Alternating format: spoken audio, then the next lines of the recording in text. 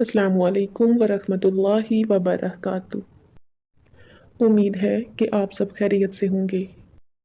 صحیح بخاری کتاب زکوٰۃ کا بیان۔ نبی کریم صلی اللہ علیہ وسلم نے فرمایا، 7 قسم کے آدمیوں کو اللہ تعالیٰ اپنے عرش کے سائے میں رکھے گا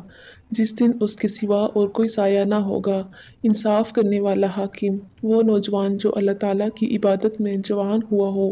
وہ شخص جس کا دل ہر وقت مسجد میں لگا رہے، 2 ایسے شخص جو اللہ کے لیے محبت رکھتے ہیں،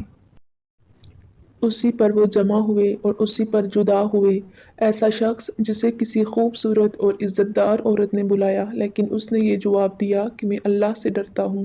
وہ انسان جو صدقہ کرے اور اسے اس درجہ چھپائے کہ بائیں ہاتھ کو بھی خبر نہ ہو کہ داہنے ہاتھ نے کیا خرچ کیا، اور وہ شخص جو اللہ کو تنہائی میں یاد کرے اور اس کی آنکھیں آنسوں سے بہنے لگ جائیں۔ نبی کریم صلی اللہ علیہ وسلم نے فرمایا، اوپر والا ہاتھ نیچے والے ہاتھ سے بہتر ہے، اور پہلے انہیں دو جو تمہارے بال بچے اور عزیز ہیں،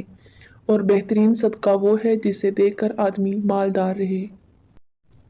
اور جو کوئی سوال سے بچنا چاہے گا اسے اللہ تعالیٰ بھی محفوظ رکھتا ہے،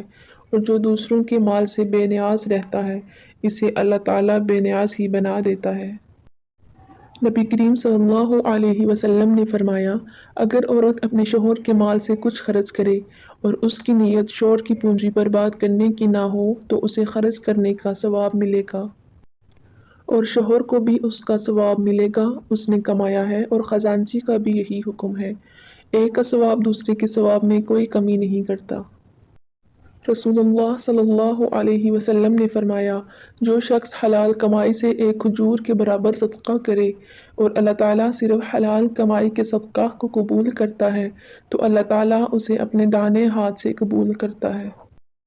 پھر صدقہ کرنے والے کے فائدے کے لیے اس میں زیادتی کرتا ہے، بلکہ اسی طرح جیسے کوئی اپنے جانور کے بچے کو کھلا پلا کر بڑھاتا ہے،